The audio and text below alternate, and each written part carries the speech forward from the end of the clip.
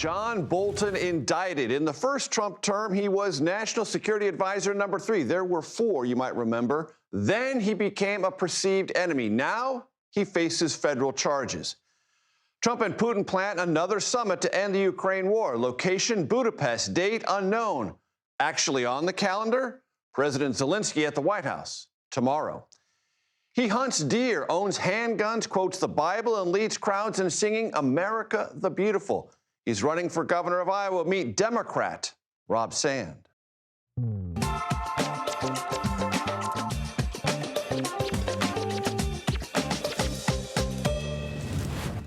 Hello, everyone. I'm Major Garrett in Washington. Welcome to the Takeout. Just because it was expected does not make it any less unusual. The Trump Justice Department indicted John Bolton today over alleged misdeeds that could have, in part or in full, been prosecuted during the first Trump term. The charges, as so far as we know them, relate to classified documents in Bolton's possession, part of a book he wrote, and an AOL email account. Yes, an AOL email account. They're still around, though they're not nearly the rage they once were. Bolton will, of course, get his day in court. He joins other perceived enemies of President Trump in federal legal jeopardy. Former FBI Director James Comey and New York Attorney General Letitia James.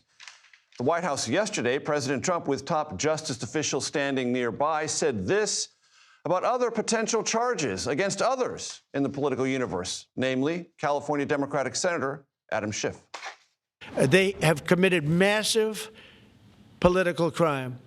I hope they're looking at Shifty Schiff. I hope they're looking at all these people. And I'm allowed to find out. I'm allowed to, I'm, in theory, the chief law enforcement officer.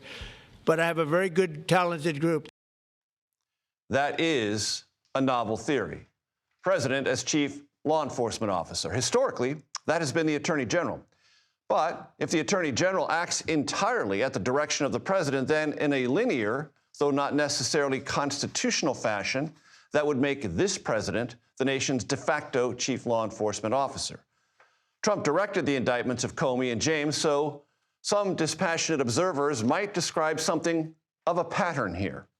For more on the Bolton indictment, and we have just received the paperwork on it, so this is a complex story that is evolving before our very eyes. We turn to Nicole Skanga. As I understand it, Nicole, 18 counts. 18 counts in total, Major. The 26-page indictment was initially sealed. It's just been unsealed. The U.S. grand jury in Maryland indicted former National Security Advisor John Bolton on criminal charges relating to the transmission of national defense information and the retention of national defense information. Now, reading through these counts, I was able to count 16 of them relate to Bolton's handling of top secret information, the highest classification given by the U.S. government. And just looking over the documents, now I can read some to our audience.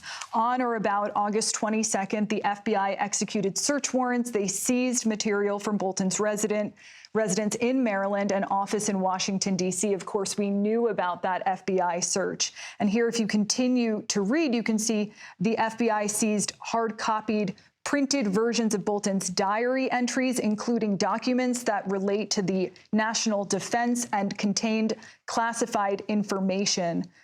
They're described below in some of these counts here. So we're still reading over some of the specifics. Some of them have to do with a personal email account. Some of them have to do with classified information that was exchanged between Bolton and some of his advisors. Would have been within his time of government service. Within his time of government service. He was National Security Officer, as you know, for about 17, 18 months under the Trump administration in the first term before they parted ways. There was sound from the president on this topic. He was asked about what he knew or did not know about the pending possibility of a Bolton indictment. Let's listen. I didn't know that. You tell me for the first time, but I think he's, a bad person. I think he's a bad guy. Yeah, he's a bad guy. It's too bad, but it's the way it goes. What else have we been able to glean so far, Nicole? So far, we have learned 18 counts, Major. Again, all of them related to the transmission of national defense information and the retention of national defense information. We also learned that a representative for Bolton contacted the FBI back in 2021 to alert the FBI that they believe that Bolton's representative to be the Islamic Republic of Iran had obtained unauthorized access to one of Bolton's personal email accounts. So we are learning new information about how the FBI might have first learned about a possible compromise to Bolton's personal email account. Some concern here, Major, although we're still reading through these documents, of exposure potentially to a foreign adversary, including Iran. As I mentioned, this paperwork has just come in our possession. Nicole is reading it now. Nicole, I'm going to give you a moment or two to keep reading, as you are so capable of doing, and then referring new information to us. I'm going to turn to the wall over here. We call this affectionately wall number one. Scott Frederickson will join me now, former federal prosecutor. So where are we? There you are. You're on wall one now. Scott, again, I want to remind our audience, I'm going to keep saying this throughout the program. This has just happened. We are just going through the indictment. Taking that on board, what are your initial observations? Well, the fact of the indictment is no surprise. We all knew this was coming. It all depends on the details and the facts. There are thousands of instances of classified documents that end up in former government officials' hands, if you will, or at their homes, and they're never charged.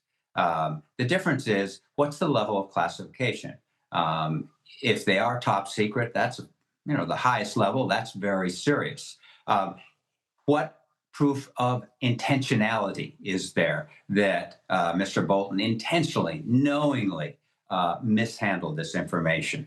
What we know leading up to the indictment is that the government seemed to be focusing on three buckets. One was stemming back to his original time during Mr. Trump's first term as president. Mr.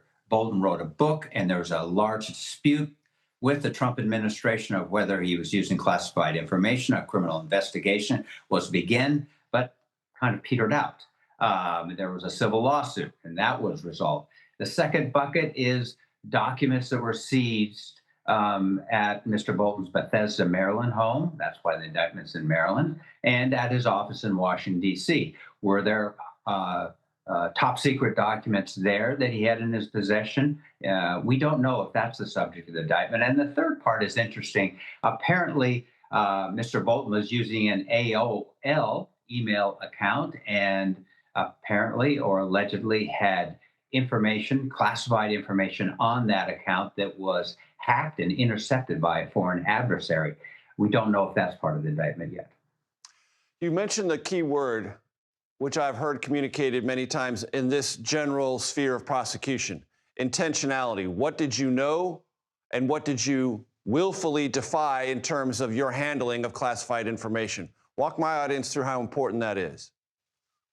That's critical because the criminal statute requires intentionality. This is not a statute, a criminal statute that is used for indicting people who mistakenly hold on to documents when they had no intention of doing so. Or when they have them, they alert the government and say, hey, I've got this, I'm going to bring them back. This statute is not for those situations. It's when an individual knowingly, intentionally takes a document or retains a document knowing he has no business to them, or when the government alerts them and says, we want them back. And that was the case with former President Trump in his first term, allegedly, and he refused. So intentionality is required here, and prosecutors don't take cases unless, and they shouldn't, unless they can prove by circumstantial evidence or otherwise that this individual knew what they were doing and intentionally kept or retained highly classified documents. And Scott, you mentioned that third bucket, an AOL email account. Historically, can you be prosecuted if someone hacks your account, or is it prosecutable just if you had something deemed classified, top secret or otherwise, in what the government regards as a less than secure email place? I think the answer, Major, is that yes, you could be prosecuted. It just depends, again, on what proof there is of your knowledge that, say, you were using an unsecure website. So if you're the national security advisor, you bring home highly classified, top secret documents, or that you use them or refer to information in them on an unsecure website, you're subject to being indicted. But again, it all depends on the facts. But every government official is schooled on how this works. And when you're dealing with the highest classified documents, you have no business putting them on or putting information contained in them on an insecure website such as AOL.com. Scott Frederickson, thank you so very much. On the fly, giving us excellent context, legal analysis.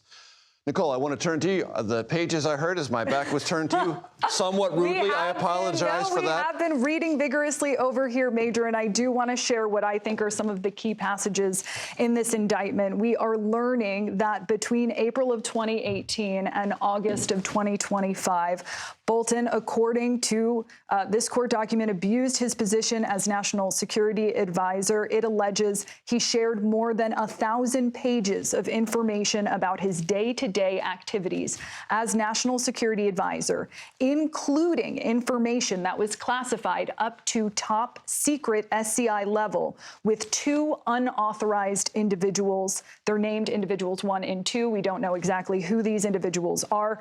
He also unlawfully, according to the indictment, is accused of retaining documents, writings, and notes relating to the national defense of the country up until top secret SCI level at his home in Maryland. Interestingly enough, while he was serving as national security advisor between April 2018 and September of 2019, he's sent these diary-like entries on almost a daily basis. He used a personal non-government email, such as emails hosted by AOL and Google, the indictment says, to email information classified up to top secret level. At no point did he have the authorization to store or transmit the classified information that he sent to these 2 individuals, or even to store them. And then this is interesting. This is what we touched on earlier, Major. At some point in September 2019, between September 2019 and July 2021, a cyber actor believed to be associated with Iran hacked that personal email account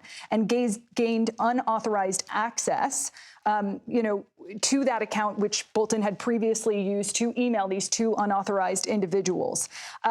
A representative for Bolton notified the U.S. government in July of 2021, but did not tell the U.S. government he had classified information. So that seems to be when the U.S. government was first tipped off to a potential breach, frankly, of this personal email account that was later found to have. And that is information outside of his time as national security advisor. So these things are then and they are later than that. Nicole Sganga, reading on the fly, translating beautifully. That's not easy to do. I'm very grateful. Thank you. Thank you very much. President Trump, there's more news today, lots of it. President Trump said he and President of Russia, Vladimir Putin, will meet in Hungary to discuss the end of the Russian war in Ukraine. That announcement came following what the president described as a productive phone call today between the 2 leaders. Our Nancy Cordes joins us now from the White House. Nancy, what do we know? What we know, Major, is that this comes as something of a surprise that President Trump is willing to sit down once again, one-on-one with Vladimir Putin without any assurances from Putin that he will also meet with Volodymyr Zelensky, the Ukrainian president, even after President Trump sat down one-on-one with Putin for the first time back in August and received indications then that Putin would be willing to move forward on this peace deal and potentially sit down with his Ukrainian rival. So, it's unclear why the president is basically giving this major prize to the Russian president without getting what he had been seeking in return, which was a trilateral meeting involving himself and Putin and Zelensky. But one White House official said to me today that this is a president who's looking for peace, and if this is a meeting that will help move things in that direction, then he's willing to do it. As I mentioned in the open of the show, we don't have a date for this meeting in Budapest, though Budapest has long been discussed privately as a likely location of a meeting of this kind. We do have something on the calendar tomorrow. Zelensky and the president at the White House. Right. And that is a long-planned meeting. At that meeting, Zelensky will likely push President Trump once again to allow him to buy long-range Tomahawk missiles that Zelensky could use to fire deep into Russia. Zelensky has been talking about the fact that his country is being pummeled, its infrastructure, its energy facilities being hit by a barrage of Russian drones and missiles once again just last night. And interestingly, a short time ago, President Trump did say that he brought up those Tomahawk missiles in his conversation with Putin today, a 2.5-hour conversation, by the way. Trump, in a somewhat joking manner, said that he told Putin, how would you feel if I give your opponent 1,000 or 2,000 Tomahawk missiles? What do you think about that? And he said Putin doesn't like it very much. But Trump has been kind of dangling this possibility for months, Major, but he hasn't committed yet. And today, even as he was saying that he might do it, he also made a point of saying that the U.S. needs its own stockpile of Tomahawk missiles, implying that perhaps we don't have any to spare. In the Russian readout of the phone call, Russia noted that the Tomahawk missile conversation came up. Putin told the president, according to the Russians, it would have no practical effect on the battlefield. Whether that's true or not, we don't know, but would seriously harm U.S.-Russia relations. Nancy Cordes, North Lawn of the White House, thank you very much. Still to come, the shutdown of the federal government will continue into next week. Another failed vote and the Senate leaving Washington. Our reporter talks to Americans now feeling the financial squeeze. Plus, Iowa farmers sound the alarm over Trump administration's $20 billion, maybe it's going to be $40 billion, planned bailout for Argentina. What Democratic candidate for governor Rob Sand has to say about trade woes in Iowa and its soybean farmers. Plus, President Trump issues Hamas a new warning over violence in Gaza and the release of deceased Israeli hostages. I will speak to a former ambassador, his name is Michael Oren, on the non-conventional approach 3 real estate moguls, you know one of them very well, took to achieve a ceasefire and win the release of Israeli hostages. All that. Takeout returns in 90 seconds.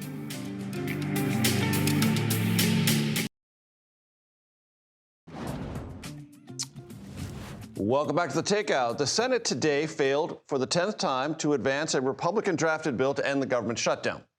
Another measure that failed today in the Senate, a long-term Pentagon funding bill. Caitlin Huey-Burns joins me now from Capitol Hill. Caitlin, let's set aside for just a second the stall and talk to us about people you have met feeling a noticeable financial burden because of this government shutdown. Yeah, well, Major, right now on Capitol Hill, there is such a lack of urgency around this shutdown. I mean, it's really remarkable. The Senate left around 2 o'clock this afternoon. They're not going to be back until Monday. The hallways, you can hear my echo, it is empty here. So there's not a sense of urgency on Capitol Hill. Meanwhile, we've been talking to federal workers who have been laid off who say this is very urgent. And we spoke specifically yesterday with a fired scientist from the CDC. She had worked there for the past decade, working on chronic diseases, studying things like diabetes and heart disease. And she said she was fired over the weekend. There's a lot of limbo that these people are now facing, given that court order. So there's some uncertainty there. But she told us that public health, Major, is at stake with some of these firings. Take a listen to our conversation. They went in and fired entire programs, even statutorily mandated by law programs. They cut entirely. So everything you were working on just comes to a complete stop. Yes. For everyday Americans, is their health, their public health at risk? Absolutely. It's going to mean more deaths, more preventable deaths. People will absolutely die from the impact of this administration. She also said, there's a measles outbreak in South Carolina right now. These firings, 600 people let go from the CDC, could have an impact on the response to those diseases. And so what we're seeing is this shrinking of the federal government, and Congress is essentially standing by through it all. Democrats argue that the administration would have taken these steps anyway. Republicans say the administration has no choice but to implement these firings given the state of the shutdown. And Major, there really appears to be no end in sight here. Remember, the two leaders aren't even talking to each other. They're talking past each other. There have been some incremental changes here and there, but we haven't seen any real movement towards a solution here. Meanwhile, people are starting to feel the pinch. And remember, later this month, federal workers will miss, if it goes that long, a full paycheck. And it's notable that lawmakers who serve in this Capitol are still getting paid, but the police officers who protect this building just got half their paycheck this week, and who knows if they are going to be paid in the future. So now we're starting to feel this feeling among federal workers, law enforcement, and the like, whether that pressure builds for these lawmakers to come to some kind of agreement. It doesn't seem to be hitting them just yet. Kate Huey Burns on Capitol Hill, thank you. And just a quick note, that federal worker you spoke to in silhouette because she was worried, very worried about revealing her own identity, fearing possible reprisals. Caitlin Huey Burns, thanks so much. Yeah.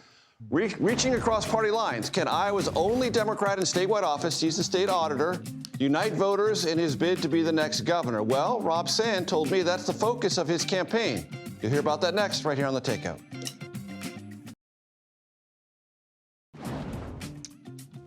Welcome back. The Trump administration is working on doubling its financial aid to Argentina from $20 billion to $40 billion. Now, the details are a little fluid on this, they often are, but this move, if it comes to fruition, well, it's already angry, just talk about it, is angering some U.S. farmers, notably Iowa's soybean farmers. Why? Well, because China is now going to Argentina for its soybeans instead of the United States. That is a result of trade disputes with President Trump. Critics of Trump's aid package, as it's being developed for Argentina, say it would support the Argentine economy and their soybean farmers while undercutting the U.S. market. I sat down with Iowa State Auditor Rob Sand, who's also running to become its next governor, to discuss this and much, much more. Listen. Rob, welcome to The Takeout. It's great to have you here. Thanks, Major. Talk to me about soybeans and Iowa farmers right now. Sure. I think one of the biggest pieces of this that's generally missed is during the first Trump administration, the Chinese government decided to get ready for a continuation of trade wars. So they built the single biggest deep water port on the planet in Peru.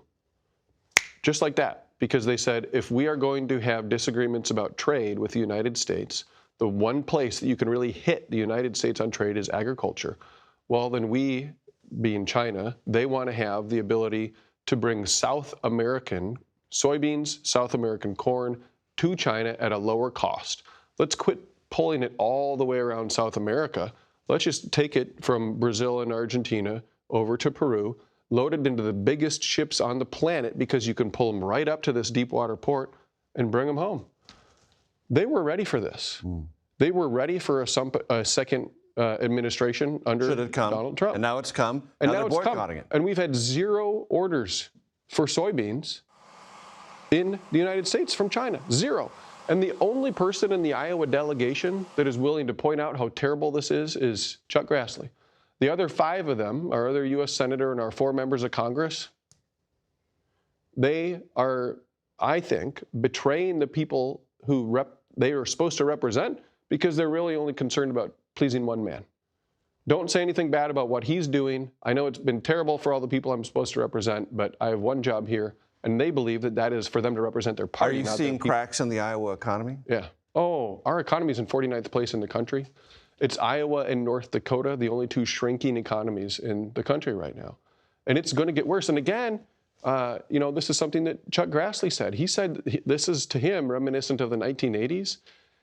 I was born in 1982, so I don't have real recollections of this, but everybody in Iowa, whether they were there or they just know of it, understand that the 80s were a horrific time for our state, where a lot of farmers, Major, hurt so much that they ended their own lives because of the shape of their farms and the shape of their business.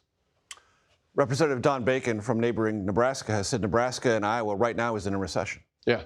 True? Yeah. That's what it looks like from all the numbers that I've looked at. Yeah, I mean, we had literal negative growth a few quarters in a row. We just had a 10%, if you go April to April, that's an older number, but April to April, 10% drop in state tax receipts. And you blame this on President Trump? I look at this and I say, right now, we're talking about ag policy that is clearly his decision. I'm not interested in assigning blame. I'm just interested in accountability. And he is making those decisions, but the people who are represented to elect the people of the state of Iowa, they're not doing anything about it. They're not fighting back on behalf of the people they represent. In addition to that, look at what's going on in Des Moines at the state level, right? They passed a massive school vouchers bill that has no rules for how that money gets spent. They literally, after we uncovered a record amount of misspent money in my first term as state auditor, passed a law making it harder for the auditor's office to find misspent money. Now, 8 different categories of records that state agencies are supposed to hide from us, right? They have built a $900 million budget deficit. This was before our economy tanked. I mean, they came in last spring, before those April to April numbers came out, and they made this a deficit year. And they say, oh, well, we've got this surplus. We'll use the surplus to pay it down. That surplus is just one-time money. It came from the Biden and the Trump administrations. It's gonna, when it's spent, gonna be gone, and there's no replacing it. Then what? I mean, they have no real plan that I've heard to actually right the fiscal ship. When President Trump says, as he has a couple of times recently, that tariff money will be used to help soybean farmers in America, I think he means Iowa and others. Yeah. Are you receptive to that? I want Iowa farmers to do well. Do you know what I want them for? Number one, though, I want them to have a market for their product. They don't want to be dependent upon payments from the U.S. government. They don't want the product, right, what they grew, to sit and rot in a bin. They want it to go out there and to feed people. They want a market. Payments? Probably a good idea when you're destroying someone's livelihood. But again, to Chuck Grassley's point, that's not something that the president can just do. They did that the first time around. That bank account that they used has a fraction of what it had at that time because they used it for those payments last time. So that time now, it's probably going to have to go through Congress here. Doesn't seem to be a lot going through Congress these days. Speaking of Congress, are you supportive of Democratic attitudes in regards to shutdown? You know, if I can tell you what I'm supportive of here, honestly, it's ending the two-party system. Ending the two-party system? Yes. Okay. I say this at Please continue. Yeah, I say this at every one of my town halls. I am one of those people who is sick of partisan fighting. I don't think that either party at its core is truly focused on actually solving people's problems. They're more focused on just beating up on the other side. But you are a Democrat. When I first registered to vote, I registered as an independent. Okay. I did But that you're seeking because the Democratic nomination for governor. I am, and I have run twice and won twice as a Democrat. I re-registered as a Democrat in my early 20s because I had to vote in a primary. You're never going to convince me that it is right to tell people who are independent voters, who arguably are the most faithful to our founders' vision, right? They're the ones who are out there saying, no, I will not choose factionalism, right?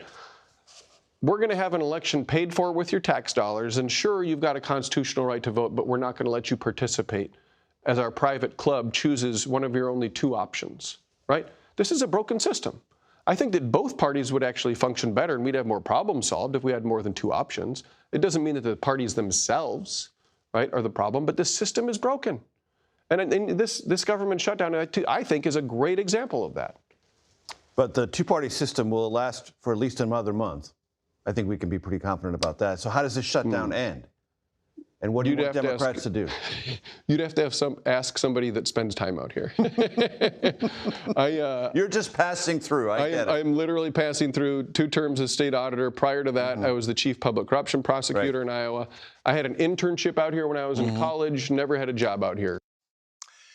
You can watch my full interview with Rob Sand. It runs almost 30 minutes on YouTube, or you can listen to it on your favorite podcast platform. President Trump, Steve Witkoff, Jared Kushner all played vital roles in the latest ceasefire in the Middle East. So how did they succeed where others before failed? I will ask former Israeli ambassador to the United States, Michael Oren. That's next here on The Takeout.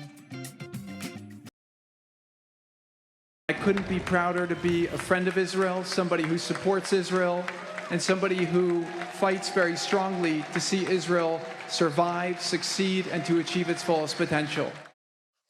Welcome back to Takeout. That was Jared Kushner in Tel Aviv last weekend. He, alongside Special Envoy Steve Witkoff and, of course, President Trump, have been justifiably credited with helping to end the war in Gaza, at least end it as it is defined right now. I am joined by former Israeli ambassador to the United States, Michael Oren. He has a new piece in the Free Press, which, as you might have heard, is owned by our parent company, Paramount Skydance. The title of that piece: How 3 Real Estate Moguls Ended the War in Gaza. Michael, great to see you. Thanks for joining us. 3 real estate moguls and the IDF, right? And first of all, great to be with you, Major. And the U.S. military, got to be said. You know, among the many distinguishing qualities of President Trump's diplomacy in the Middle East is the willingness to back up that diplomacy with hard power, not with soft power. And previous administrations proceeded on the assumption that America would not exert pressure about military power in the Middle East. It could put economic sanctions, but it would never actually send the military, not since George Bush sent the U.S. military into Iraq and Afghanistan. And in the Middle East, what can you say? Middle East people respect power. They respect what they call the strong horse. And the fact that Trump was willing to use power first against the Houthis in Yemen, later to very great effect against Iran, gave him a tremendous amount of leverage.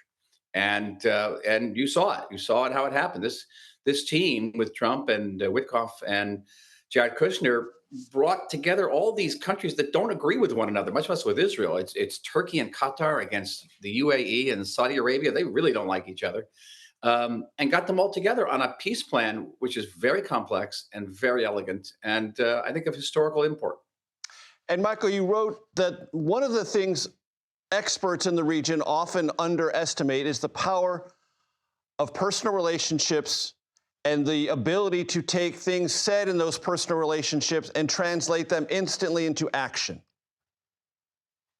I mean, this shouldn't come to anybody, a surprise to anybody in a relationship, Major. It's 90% personal relationship. Right. And it's no different in diplomacy. So for 2 years, the Biden administration sort of cold-shouldered Netanyahu. They cold-shouldered the Saudis. Obama cold-shouldered Netanyahu, very much so. And along comes Trump and says, no, the way to actually get people to do difficult things in the Middle East is to build trust, to build these personal rapport.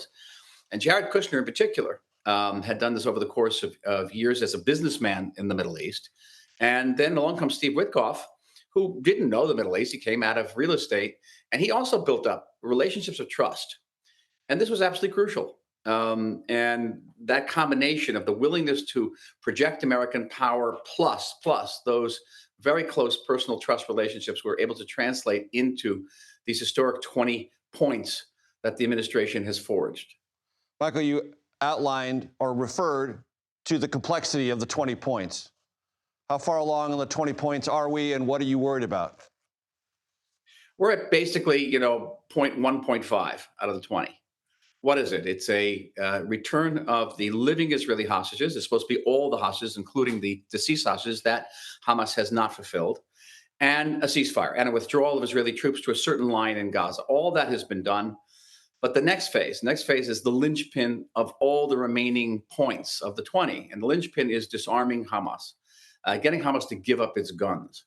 And that is perhaps the most difficult thing to do here, because Hamas is a terrorist organization. The guns are in its DNA. You take away the guns, like taking away the guns from ISIS or Al-Qaeda. They cease to be ISIS or Al-Qaeda. Same thing too with Hamas.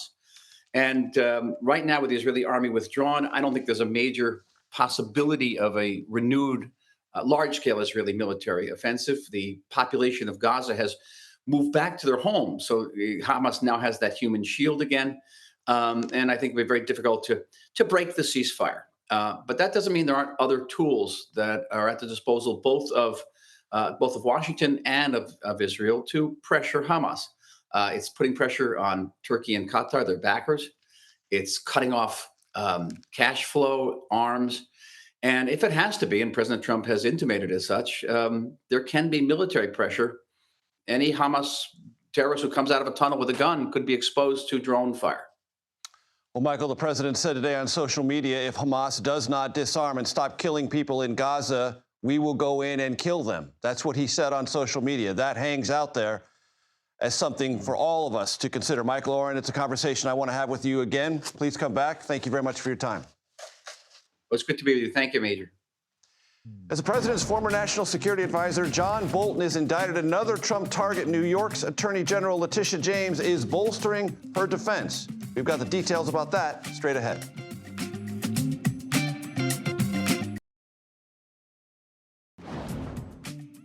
Welcome back to Takeout. Here's a look at what else we and now you are watching this evening. Several democratically led states are questioning whether politics are at play in the Trump administration's plan to overhaul the $1 billion terrorism prevention program that was created after the 9/11 attacks. The move would see funding shifted towards states led by Republicans. Homeland Security says the changes are based on risk analysis, not politics. Despite 3 states that Trump won in 2024, Wisconsin, North Carolina, and Ohio, seeing the biggest percentage increase in funding. 12 democratically led states are now suing the administration to block this move. The Houthis in Yemen confirmed their top military official has been killed. Israel has claimed responsibility. The terror group did not release details on how military chief of staff Mohammed al-Gamari died, nor did it acknowledge what role, if any, Israel played. Yemen's defense minister said al-Gamari was killed in a strike on the group's leaders in August. That strike killed the Houthi prime minister and about a dozen other ministers. New York Attorney General Letitia James has added another high-profile attorney to her legal defense. Former Assistant U.S. Attorney Andrew,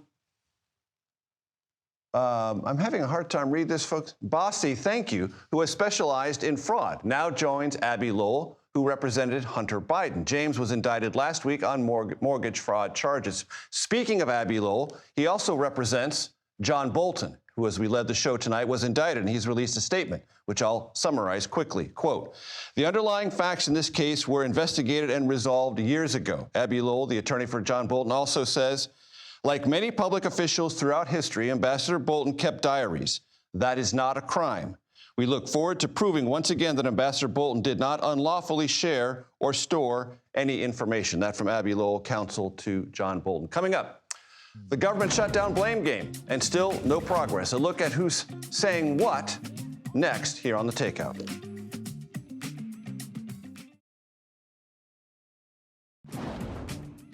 Welcome back to The Takeout. Senator Bernie Sanders and Congresswoman Alexandria Ocasio-Cortez railed against Republicans on CNN last night over the ongoing government shutdown. I think the Republicans are catching on that you can't throw 15 million Americans off of the health care they have. Republicans are catching on. They're playing a losing hand. If Mike Johnson wants to say that this shutdown is going to last a long time, it is because he is choosing to punish the American people. But over on News Nation, Democratic Senator John Fetterman, Pennsylvania, blamed his own party. Listen. Shutting the government is really what the Democratic Party wants to do. And I follow country, then party. And it's the wrong thing for the country in a period of chaos. I refuse to vote to shut our government down. I want to bring in our political panel, former Michigan Republican Congressman Fred Upton. I'm always happy to see him at the table. He promised pizza next time. I'm going to hold him to that. It's coming. And CBS News political contributor Joel Payne did not promise pizza, but he may bring it anyway. I like pizza. I like pizza. Beer. There we go. Beer. There we go. As a congressman in the House for many, many years, Fred, you went through many a shutdown saga. You know they eventually end, and you know the terms on which they end. One side buckles. Right now, both sides are trying to prove to each other they won't, at least for the time being. Well, you know, this may go the full 7 weeks that the CR went. I mean, envisions. And then deep into November, meaning in November 21st, and then they guess what? The House will have to reopen because they're going to have to pass a different bill to get through the next. Is the couple Speaker weeks. acting illegitimately, not having the House back in session? Yeah, I think it's wrong for the House to be gone. I mean, it's like. I know a lot of members are here on both sides, frankly. They got to be here to talk this over. I mean, the way Try to out. find a way to negotiate and break ranks. Yeah, the way out right now is the Senate's got to do something on these Obamacare, on the health subsidies. They got to do that, and then they got to jam the House. Now, The question is, will they be able to do it before November 21st or not? Right. If they can't, then we're going to see the shutdown until then, and then they'll get it And done. Joel, you worked in the Senate. You know the Senate as an institution loves nothing more than to jam the House whenever it can. That's true. Although I worked in both. I worked in the House and the Senate. More in the Senate, though. You know, Thune made news today, though. Yeah. Thune talked about a willingness to kind of guarantee a Senate vote. Majority Leader, John Thune, Senate Majority Leader. Not guarantee an outcome, but guarantee a vote. Look, on the Obamacare subsidy question. On the Obamacare subsidy question. And I guess I would say this. I think we focus a lot on kind of winners and losers inside the Beltway. I do think that Republicans are showing more of a willingness to bend, which I think tells me what they think the scoreboard is. You've heard Trump's inner circle, James Blair, outside the White House today, talking about wanting Democrats to come back to the table. I don't actually think that they think that this is working out quite as well for them as their rhetoric might project. Well, nobody wins. I mean, nobody wins on a shutdown, period. I mean, there's a pox on both houses.